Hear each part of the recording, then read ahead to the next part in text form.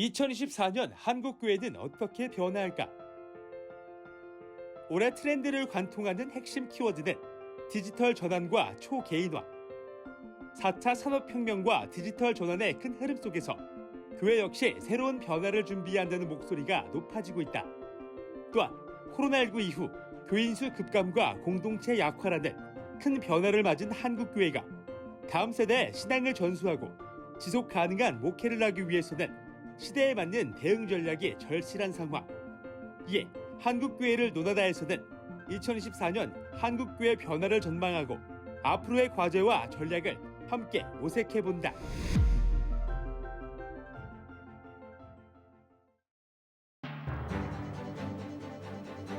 안녕하십니까. 한국교회를 논하다 진행을 맡은 박찬호 교수입니다. 플로팅 크리스천이라는 말을 아십니까?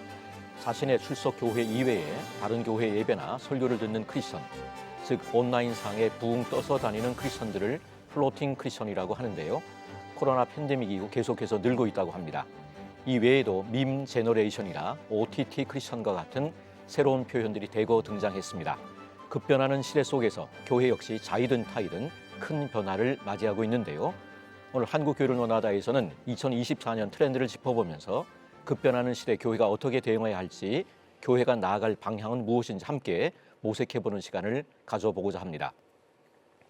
오늘 말씀 나눠주실 출연자들을 소개하겠습니다. 먼저 장로회 신학대학교 전 총장이신 임성빈 목사님 나오셨습니다. 예, 반갑습니다. 네, 안녕하십니까. 서현교회 담임 목사님이신 이상화 목사님 자리하셨습니다. 반갑습니다. 반갑습니다. 그리고 실천신학대학원 대학교 조성돈 교수님 함께하셨습니다. 예, 안녕하세요. 예, 함께 자리하셔서 감사합니다. 코로나19 이후 한국교회는 대격변기를 맞이하고 있는데요.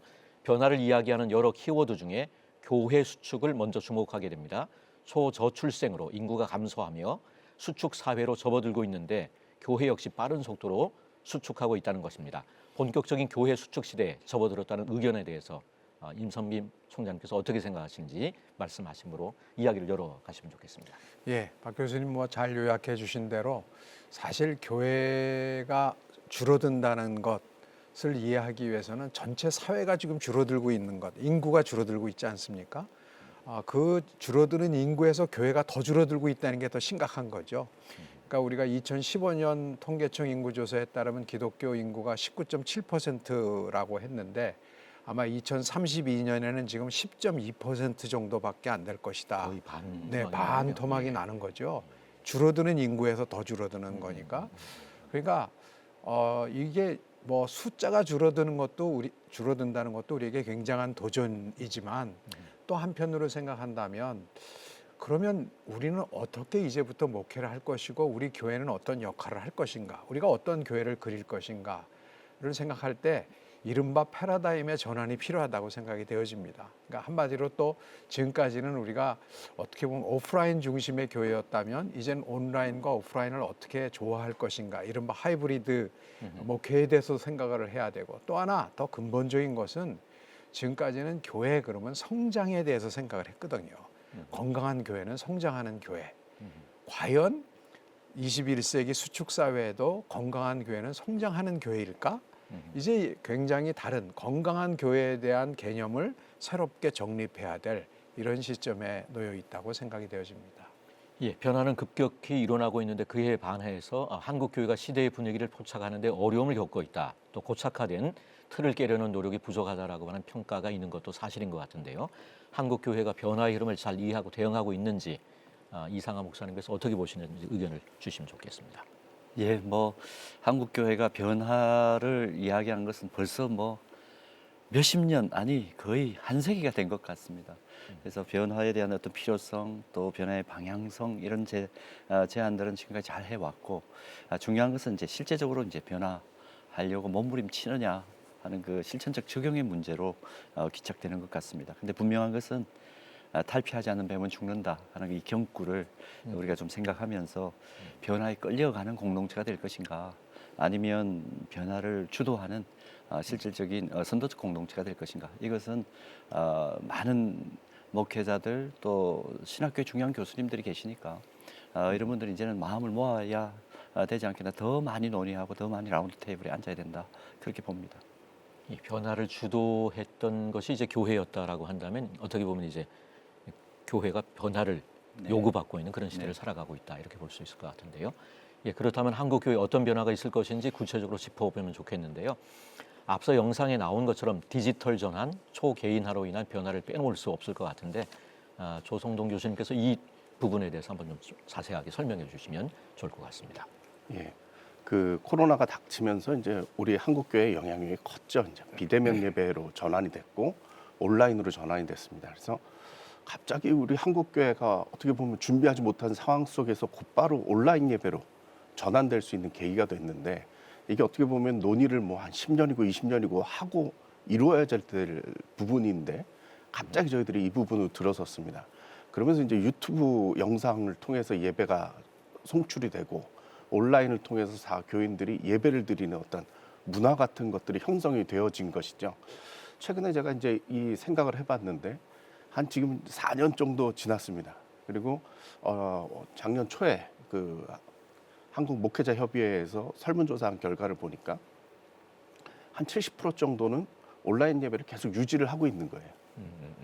그럼 이걸 전체적으로 계산을 해보면 제가 생각할 때 적어도 온라인상에 지금 교회를 중심으로 해서 올라있는 그런 컨텐츠들이 한 1억 개는 넘을 것 같아요.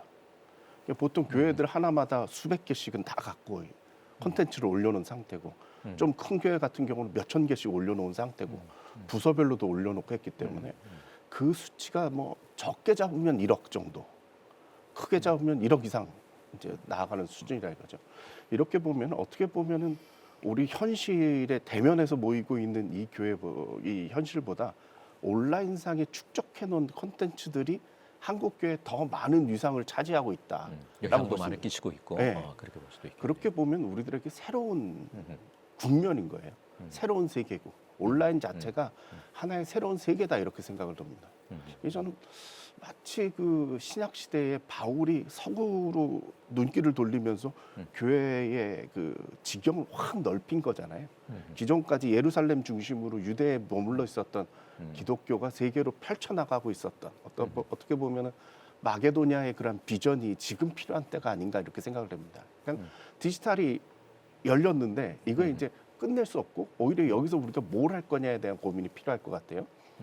또 하나는 지금 초개인화인데 사회가 이제 개인주의화가 될 수밖에 없는 그런 상황이 됐죠. 우리가 예전에는 뭉치면 살고 흩어지면 죽는다 이랬는데 코로나 때 우리가 이제 얘기한 게 뭉치면 죽는다였거든요. 흩어져야 산다.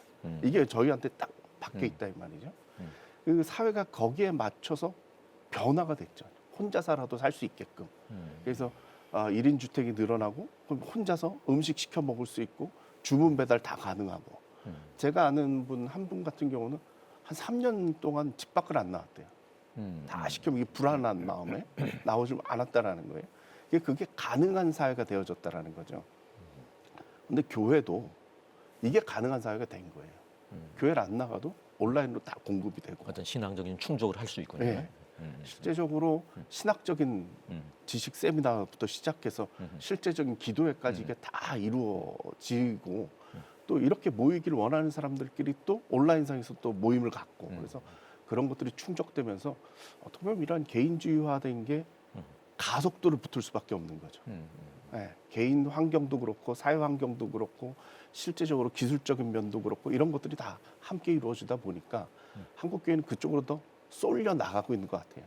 예전 같으면 한국 교회는 항상 모여서 북적북적해. 이게 하나의 힘이 돼가지고 성장도 하고 소위 얘기하는 교회 일꾼들 열심히 있었는데 이제 그런 부분들이 기대가 좀 어렵게 되어졌다 이렇게 볼 것 같습니다. 예, 주일에 예배당에 모이는 것을 신앙의 본질로 여기는 교회론으로는 이런 상황을 모두 담아낼 수가 없을 것 같은데요.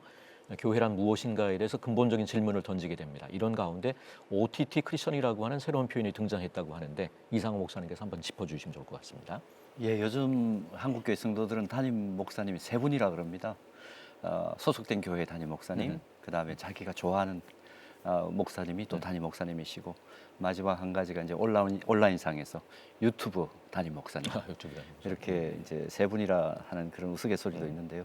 기술이 발전되면서 또 챗GPT 이 상황이 이제 완전히 뭐 모든 분들에게 이제 범용화되면서 마이 AI 시대라고 해서 아주 개인화된 인공지능 그 통해서 자기 욕구를 이제 충족시키는 상황으로 이미 가버렸죠. 그러니까 일방향적으로 이제 수용하던 상황에서 이제는 자기 자신이 오히려 여러 가지 상황들을 생산해내는 어떤 그런 구조로 갔고요. OTT 말씀하셨는데 오버 더 탑이라고 그러죠. 지금 우리나라 국민 10명 중에 7명이 이런 그 자기 어떤 개인의 특정 취향과 관심사에 맞는 것을 언제 어디서나 접할 수 있고 또 만들어낼 수 있는 또 정리해낼 수 있는 그런 어떤 영역 속에 있기 때문에 이 아까 말씀하셨던 출석해서 함께 오프라인에서 모이는 어떤 모임으로서의 그 성격이 굉장히 약화되는 그런 경향으로 갈 수밖에 없는 거죠. 그렇지만 또 한편으로 교회는 이제 그렇게 됐을 때 힘이 약화되니까 저는 뭐 아무래도 현장 목회를 하는 입장에서는 이것이 균형 있게 어떻게 강조될 것인가 또 이게 어떻게 한쪽으로만 쏠림 현상이 나타나지 않도록 할 것인가 이 부분에 대해서 굉장히 좀 더 많이 우리 한국 교회가 관심을 기울여야 되겠다 그렇게 보고 있고요. 이 숏폼 콘텐츠가 또 요즘 유행입니다. 예, 1분 내에 짧은 영상으로 메시지를 전달하는 이 가성비와 시성비라 그렇게 얘기하더라고요. 그래서 이 개인 맞춤형 이런 어떤 부분들에 대해서 이제 사회적 흐름이니까 교회가 이런 부분들에 대한 어떤 눈을 떠서 오히려 이것을 잘 동기부여하는 도구로 삼는 작업을 어떻게 할 것인가 그게 굉장히 중요하다고 봅니다.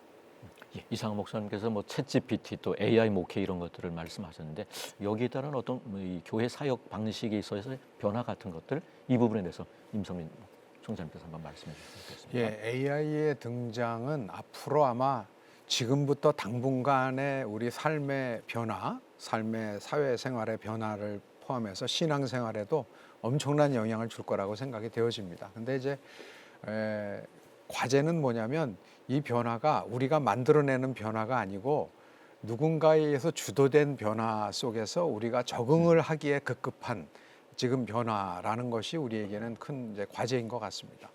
그래서 이제 제일 큰 우리에게 우선적인 과제는 이게 도대체 뭐냐, 이것을 어떻게 우리가 활용할 수 있겠는가, 그것을 적절하게 활용할 수 있는 이른바 디지털 리터러시, 그 어떤 디지털 기술에 대한 소화 역량을 길러내는 것이 우리에게 참 중요하다고 생각되어집니다. 그래서 젊은이들이야 이제 삶의 현장에서 그런 것들을 이제 학습을 하지만 교회는 특별히 중년 이상의 교인들은 그런 학습의 기회가 없는 상태에서 소모품에 어떻게 보면 그 소비자로만 이제 이용되는 상황이란 말이죠.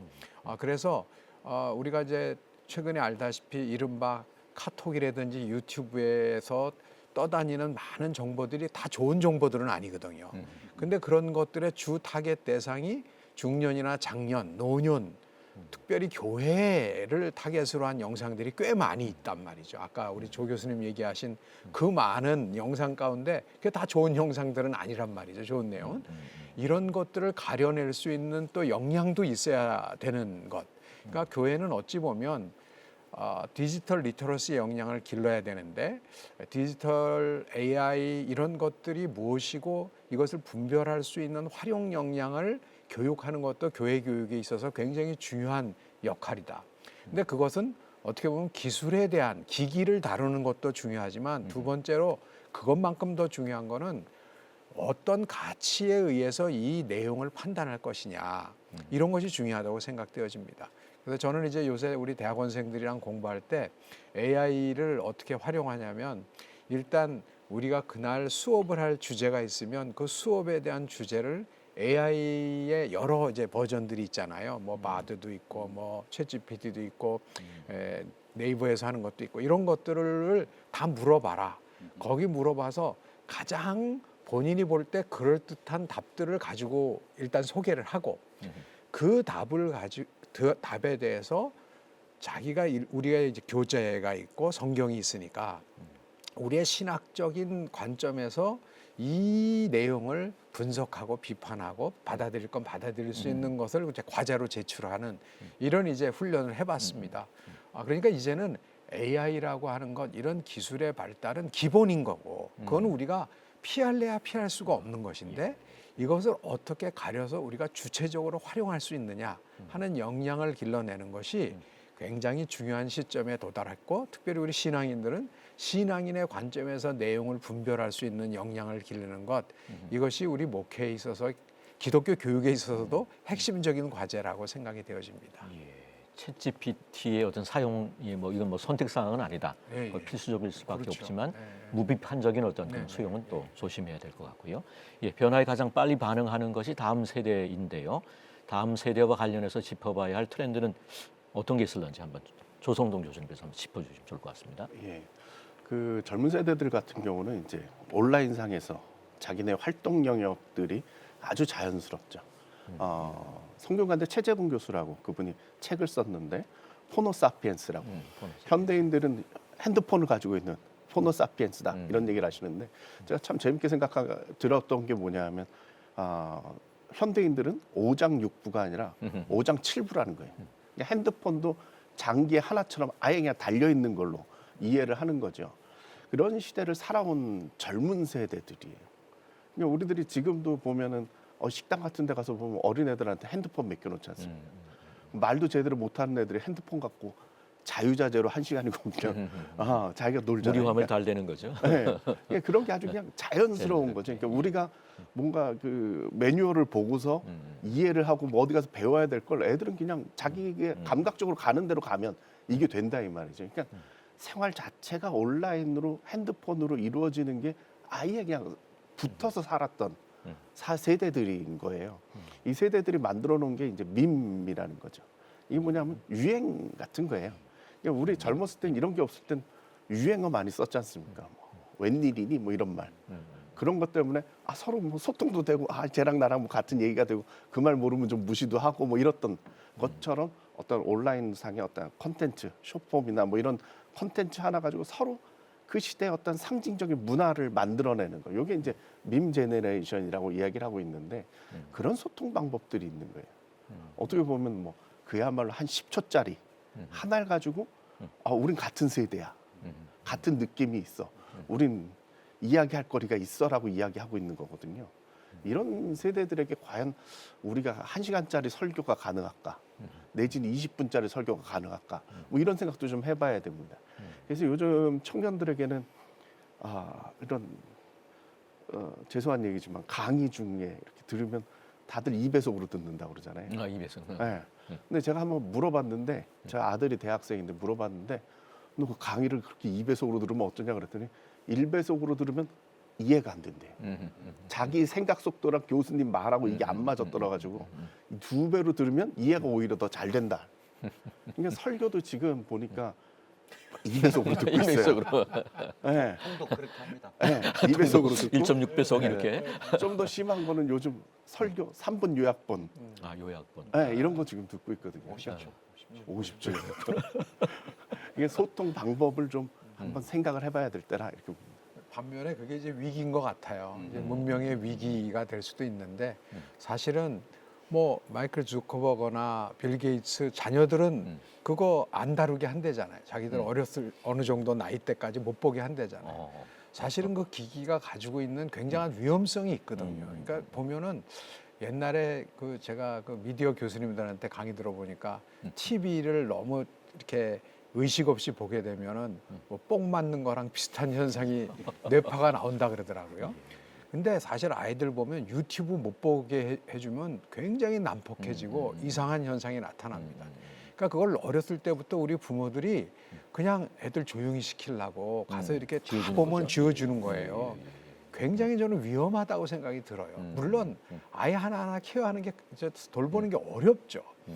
그만큼 지금 이제 사실 이게 쉬운 과제는 아닌데, 그러니까 이제 우리 크리스찬들이 그런 과제가 있는 것 같아요. 하나는 세상을 따라가고 세상을 이해하기 위해서 노력해야 되는 게 있고, 하나는 세상을 그대로 따라하는 것은 조금 반추하면서 다른 대안을 찾아가는 노력도 필요하지 않겠나 하는. 세상 밖으로 나갈 수는 없기 때문에 예, 우리가 세상 따라가는 안에 살지만 하지만, 세상엔 속하지 않은 삶을 또 우리는 추구해야 되는 것. 그걸 과연 이 미디어 기계는 어떻게 할까? 이게 이제 우리의 또 과제라고 생각되어집니다. 예, 이렇게 디지털화되고 초개인화된 시대 속에 또 외로움을 느끼는 크리스천들이 또 많다고 하는데요. 외로운 이 여러 느끼는 이 외로움 현상 이 부분에 이제 주목해야 된다 이런 목소리가 높은데 이상호 목사님 어떻게 보시는지요? 그 부분은? 최근에 그 한 리서치 회사에서 발표한 그 세계 사회 연결 현황 그 보고서를 보니까 세계 외로움 지수가 51%. 근데 한국 사회는 57% 이렇게 나왔었습니다. 세 가구 중에 한 가구가 나홀로 가구라는 거 우리가 지금 현상적으로 잘 보고 있고 실질적으로 모든 사람들이 눈물의 국에 상처에 밥을 말아먹고 사는 그런 상황. 이건 우리가 현실적으로 지금 느끼는 사회 전반의 현상입니다. 근데 이제 중요한 것은 그리스도인들도 외로움 지수가 너무 높다라는 겁니다. 한국 그리스도인 외로움 지수 발표된 걸 보니까 46%예요. 교회 내에 3명 중에 1명은 외롭다라는 인식을 하고 있는 그런 상황입니다. 사회학자들 그런 얘기를 하지 않습니까? 자기의 가슴을 열어놓고 대화할 수 있는 사람 6명을 만나면 그 공동체 안에서 안정감을 누리면서 또 행복감을 누리면서 산다고 그러는데 실질적으로 이렇게 가슴을 열어놓고 어떤 이야기를 해도 받아들여주고 또 인정해주는 그런 공동체를 만나기가 참 어려운 상황이 된 것 같습니다. 특별히 이제 사람들이 살아가면서 일반적으로 누리고 싶어하는 감정이 어딘가 나는 좀 소속되고 싶다. 그리고 거기에서 단순히 뭐 이름표만 같이 달고 있고 유니폼만 같이 입었다고 그게 되는 게 아니라 사람과 사람이 만났을 때 얼굴과 얼굴을 만났을 때 받아들여지고 있다는 그 수용감이 굉장히 중요하거든요. 그게 이제 느껴질 때 안정감으로 넘어가고 근데 그것만 또 사람들이 느낀다고 행복해하는 것 같지 않습니다. 자기의 존재 가치를 존중받고 있을 때, 그래서 이걸 자존감 혹은 또 은사가 발휘될 때, 전문성이 발휘될 때 굉장히 아주 기쁨으로 살아가는데 또 보니까 저는 계속해서 이제 소그룹 사역에 좀 천착해 왔으니까요. 보니까 공동의 목표를 이렇게 성취했을 때 그 오는 기쁨은 굉장히 크더라고요. 이 연대감도 굉장히 중요하다 그렇게 보았습니다. 그래서 이런 것들을 어떻게 효과적으로 이제 누리게 하는 대한 공동체로 교회가 쓸 것인가 이 부분을 좀 교회가 이제 새해에는 많이 좀 집중해야 될 것으로 봅니다. 초개인화 사회지만 또 나름의 어떤 이렇게 소속감도 원하고 깊이 있는 어떤 대화를 나누는 사람을 원하는 그런 시대를 살아가고 있네요. 뭐 그 외에 그 뭐 한국 교회 전망이나 변화와 관련해서 하신 말씀이 혹 있으시면 지금 말씀하신 이 목사님 말씀해 주신 그 주제가 제가 볼 때는 뭐 우리의 주제라고 생각되어집니다. 공동체를 어떻게 형성할 거냐. 그러니까 최근에 미국 사회학계에서 연구된 거 보니까 미국의 희망, 미국도 지금 우리나라만큼 양극화가 심하고 뭐 지금 문제가 심각하잖아요. 근데 하여튼 희망은 보니까 다 뭐 이렇게 희망이 있는 동네를 찾아보니까 공동체가 살아있는 데가 희망이 있더라는 거예요. 뭐 카트리나 예컨대 태풍이 오고 그래서 정부가 엄청나게 재정을 투하했는데 살아난 동네가 있고 그 좀 그렇지 못한 동네가 있었는데 그런 동네들을 다 미국 전국적으로 조사를 해보니까 살아난 동네들은 다 공동체가 있더라. 근데 공동체의 핵심은 다 종교 공동체더라. 그게.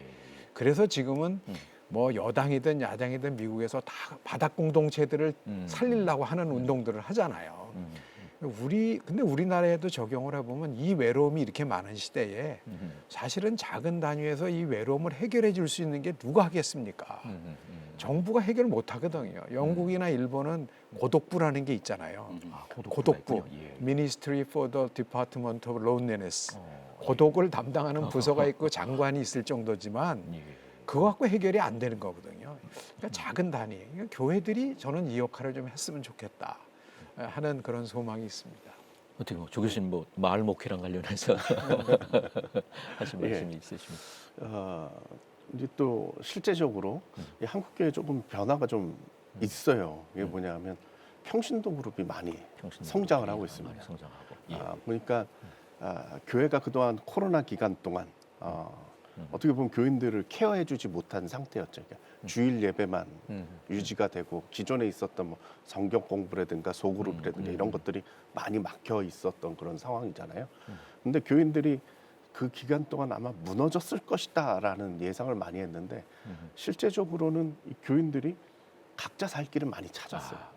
서로 네, 이렇게 온라인 나누시고. 제공도 되고 성경 공부도 하고 예, 혼자 예. 큐티도 열심히 하고 성경 읽는 시간도 늘고 기도하는 시간도 늘고 그래서 어떻게 보면 자생력이 생겼네요. 예. 그러니까 어느 정도 자기가 살 길을 찾은 아하. 거예요. 신앙적으로. 음. 이런 성도들이 많이 이렇게 일어나고 있다 이 말이죠. 그러면서 나타나는 현상이 뭐냐면 평신도 그룹이나 어떤 모임들 같은 거에 교회 밖에서 많이 활성화가 됐습니다.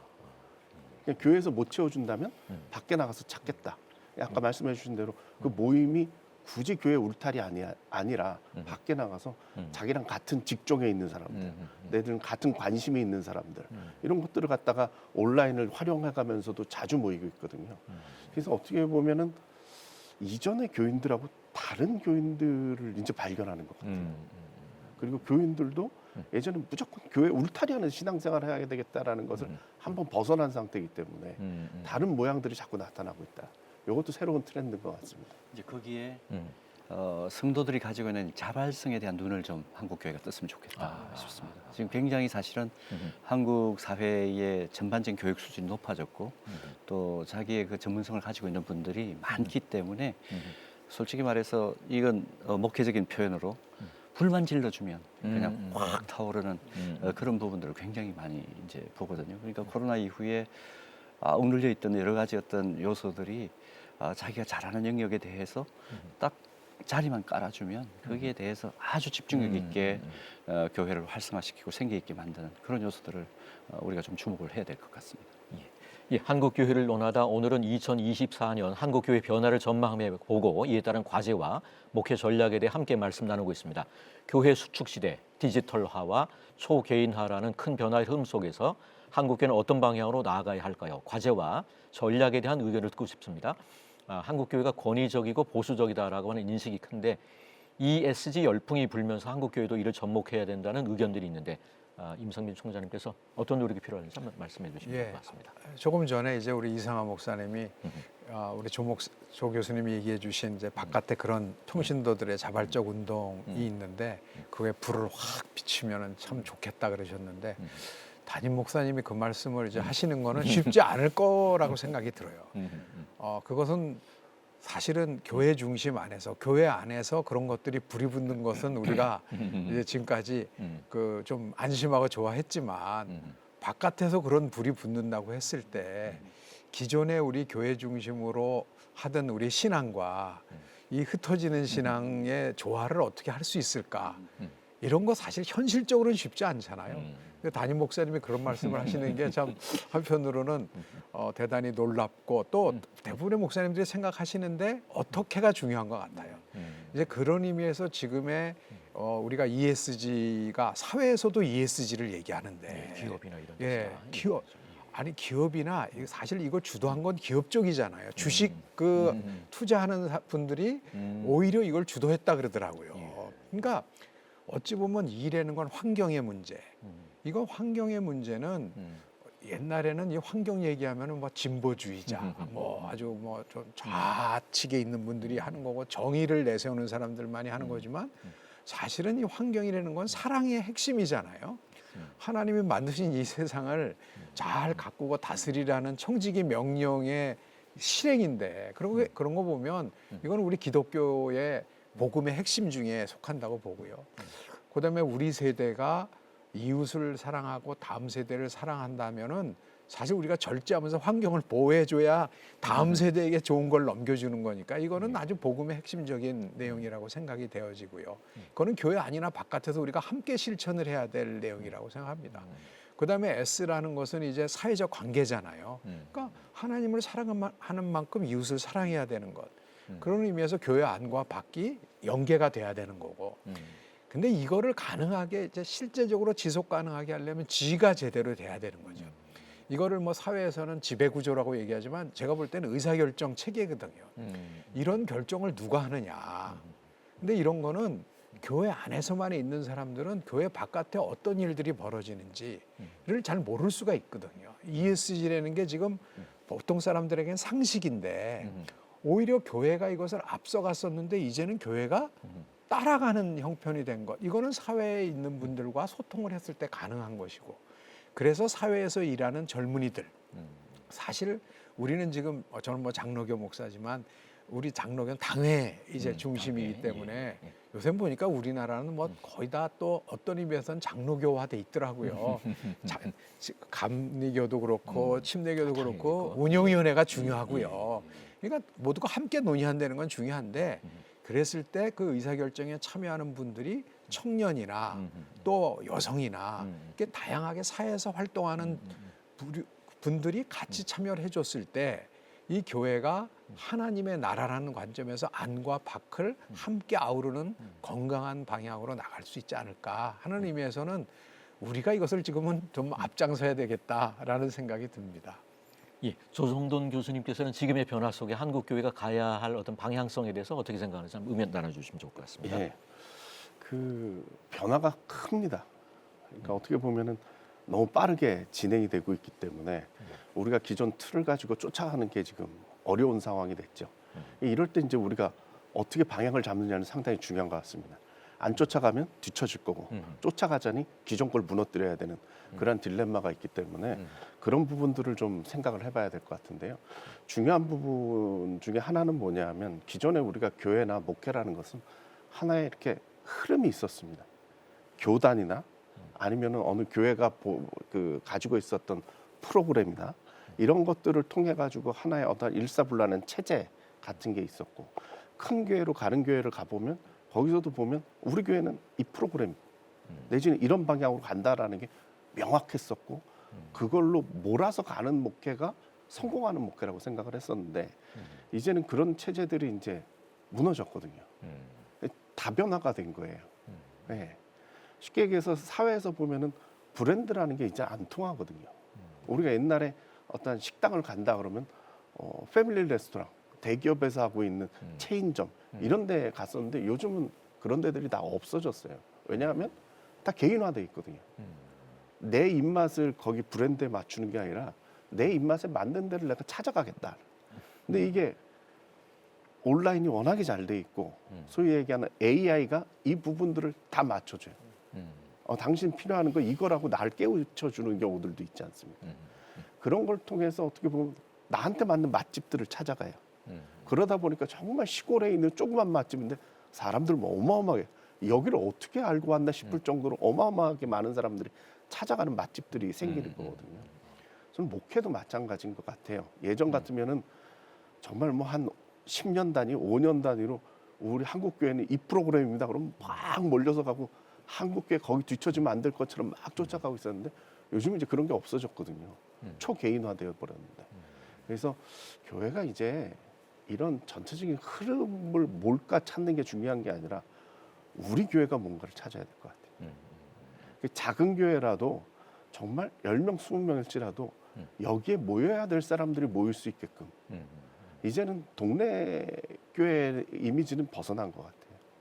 온라인상으로 보면은 다 모일 수 있거든요. 저희가 지금 이제 출석하고 있는 교회도 지하에 한 20명 좀 넘게 모이는 교회인데 우리 담임 목사님 보면 설교 시작할 때 여기 모인 분과 온라인상으로 참여하는 어느 지방에 있는 누구, 군대가 있는 누구, 뭐 캐나다에 있는 우리 교인 다 얘기를 해요. 옛날에 조용기 목사님 방송 시작할 때 전 세계를 한번 읊으신 것처럼 경계는 이제 너무 무너진 거거든요. 근데 이 교회에서만 줄 수 있는 메시지, 위로, 공동체라는 그런 개념들이 있기 때문에 사람들이 찾아오거든요. 그래서 좀 다변화된 것을 좀 받아들이는 그러한 사회와 목회가 됐으면 좋겠습니다. 예, 이상하 목사님께서는 교회 소그룹 목회를 주목해 오셨는데 지금 시대에 더욱 필요하지 않을까 싶은데 뭐 어떻게 보시는지 그 부분 관련해서 뭐 연결할 수 있는 기술은 점점 발전됐지만 한편으로 고립감은 점점 커진 아주 이상한 현상을 지금 보고 있는데 결국은 이제 한 영혼 한 영혼을 인격적으로 어떻게 관계를 맺으면서 섬기고 또 나누고 또 은혜의 선순환이 어떻게 일어나느냐 하는 것이 결국 지금 현재 가장 큰 문제라고 봅니다. 그래서 실질적으로 이제 아까 건강한 교회 그런 표현도 나왔는데요. 건강한 교회라는 것은 결국 성경적 부흥을 꿈꾸는 또 경험하는 교회죠. 그러기 위해서 아무리 봐도 예를 들어서 가장 좋은 성경의 본문으로 저는 항상 드는 게 사도행전 2장 42절 이하의 말씀인데 46절 말씀 보면 날마다 마음을 같이 해서 성전에 모이기를 힘쓰고 또 집에서 모였다 그랬거든요. 그러니까 대그룹으로 모이는 것과 소그룹으로 모이는 것을 초대 예루살렘 공동체가 균형 있게 강조를 하다 보니까 이 47절에 보면 날마다 구원받는 사람이 더하게 되고 또 그 앞에 보면 칭찬받는 공동체가 됐거든요. 그러니까 이런 부분들에 대해서 우리가 지금 교회의 사회적 신인도도 지금 염려하고 있고 또 교회 안에 새롭게 들어오는 영혼들이 있어야 된다는 어떤 그런 부담감도 앞서 그리스도를 믿고 또 섬기는 리더들의 고민인데 여기에 대해서 가장 효과적인 어떤 대안 공동체는 소그룹이다. 저는 그렇게 봅니다. 실질적으로 한 영혼에 대한 그 영혼이 흘리는 그 눈물에 대해서 알아주고 이해해주고 함께 기도해줄 수 있는 대안 공동체는 대그룹에서는 불가능하거든요. 그래서 소그룹 안에서 한 영혼의 필요를 가만히 자존감 훼손시키지 않으면서 채워주고 기도해서 응답을 받게 하는 그런 어떤 형태로서의 소그룹. 근데 이건 굉장히 사실은 기술적으로 필요한데 이건 신학교가 이제는 좀 더 적극적으로 가르쳐야 된다고 생각합니다. 소그룹 목회에 대한 이해 없이 졸업을 하게 되면 앞으로 이제 힘들 거다. 저는 그렇게 봅니다. 예. 교인 감소로 축소 시대를 맞은 한국 교회가 무엇을 선택하고 집중해야 할지 결정해야 하는 중요한 시기가 아닐까 싶은데요. 한국 교회에 필요한 어떤 자세는 무엇일지 또 제안하고 싶은 말씀이 있으시면 나눠주시면 좋을 것 같습니다. 예, 임성민 총장. 예. 하여튼 우리가 지금 많은 얘기를 나눴지만 중요한 것은 두 축인 것 같습니다. 하나는 시대가 급변하고 있으니까 변화해야 된다. 우리도 시대를 이해하고 시대에 맞는 소통을 할 수 있어야 된다라는 것이고 하나는 그렇게 변하지만 변하지 않아야 될 붙잡아야 될 것이 분명히 교회는 있어야 된다. 기독교적 복음적 가치, 신앙. 저는 이걸 신앙이라고 생각합니다. 그래서 이제는 진짜 거품을 걷어내고 진검승부를 할 때가 되었다고 생각을 하고요. 한편으로는 열심히 배워야 되고 마음을 새롭게 함으로 변화를 받을 수 있도록 우리도 계속 뭘 배워야 되고 하나는 세상이 어떻게 가더라도 변하지 아니할 수 있는 신앙. 이 신앙이 뭐냐? 결국은 교회 표대는 신앙을 어떻게 장성한 분량에 이르기까지 양육해 주느냐가 굉장히 중요한 표대가 돼야 된다고 생각을 합니다. 그래서 그 신앙이라는 것을 개인적 차원과 공동체적 차원과 사회적인 차원에서의 신앙이라 하나님 나라 관점에서 보면 이게 다 신앙인데 너무 우리가 지금 한쪽으로의 신앙들의 각자의 이렇게 부족함들이 있으니까 이걸 온전케 하는 것이 이 시대의 우리의 가장 큰 과제가 아닐까 하는 생각을 해봅니다. 예. 이제 마칠 시간이 다가오고 있는데요. 2024년이 한국 교회에 어떤 해가 되기를 바라시는지 기대하는 바가 있으시면 나눠주시면 좋을 것 같은데요. 예, 소성동 교수님부터 한번 나눠주시죠.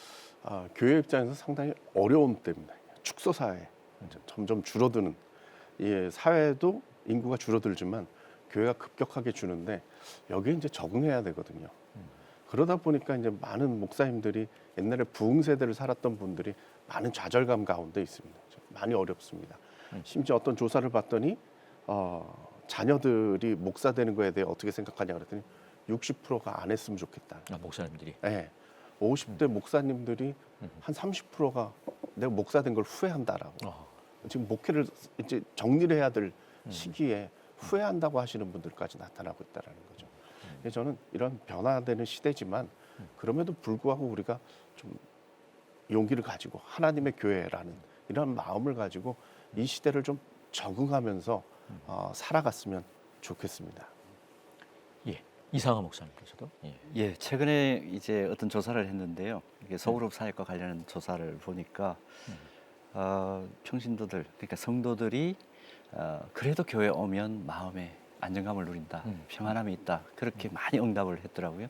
그만큼 교회에 대한 소망이 많은 거죠. 기대가 크고 이제 10년 후가 되면 60세 이상의 그 인구들이 거의 뭐 절반 이상이 된다. 65세 이상이 그런 이제 노령화된 그런 상황들을 우리가 곧 맞이하게 될 텐데 어떻게 하면 교회가 교회 안에 들어와 있는 정말 태아에서부터 아주 노년에 이르시기까지 은혜의 사각지대와 은혜의 소외지대에 있지 않도록 할 것인가. 거기에 좀 2024년부터 조금 교회들이 더 폭을 넓게 더 깊이 있게 함께 공부하고 대안을 세워 나갔으면 좋겠다 그런 생각을 갖습니다. 예, 2024년 또 한국교회가 어떤 해가 됐으면 좋을런지 네. 임성민 son 마무리 좀 해주십시오. 그러니까 참 이 어려운 때일수록 교회다운 교회가 이제 갈망되는 때가 되었고 교회가 할 일이 참 진짜 많아진 것 같습니다. 그래서 교회다운 교회는 영적인 면에서 하나님 나라를 소망하고 하나님 나라의 위로가 우리에게 전해지는 교회, 예배 참석하면 그런 걸 체험할 수 있는 교회가 되었으면 좋겠고요. 그러기 위해서는 교회가 뭐냐? 그냥 목사님이 설교 잘하시고 뭐 성가대가 잘 준비하고 많이 아니고 사실은 우리 개인이 신앙인다운 신앙인이 되어야 되겠다. 그래서 조금 더 복음 중심, 제대로 복음이 얘기하는 신앙인이 뭔가를 겸손히 받아들이고 그래서 좀 더 겸손한 신앙인, 따뜻한 신앙인, 그래서 작은 공동체를 이루어서 세상으로부터 그래도 저 사람들 때문에 살만 나고 희망이 있다라는 얘기를 작은 단위에서부터 들을 수 있는 우리가 되었으면 참 좋겠습니다. 예, 한국교회를 논하다 오늘은 2024년 트렌드를 통해 한국교회 변화를 전망해보고 다양한 변화 속에서 한국교회가 나아가야 할 방향은 무엇인지 함께 말씀 나눠보았습니다. 디지털 기술의 빠른 변화 속에서 시대의 흐름을 놓치지 않되 속도에 매몰되지 않고 본질을 돌아보며 건강하고 복음적인 교회로 새롭게 부흥하는 한국교회가 되기를 간절히 바라면서 오늘 순서 여기서 마칩니다. 함께해 주신 여러분 고맙습니다.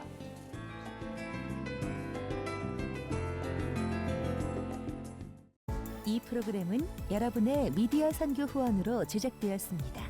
선교는 사명, 후원은 동역. 당신도 복음을 전할 수 있습니다. 선교 후원 02-6333-1003번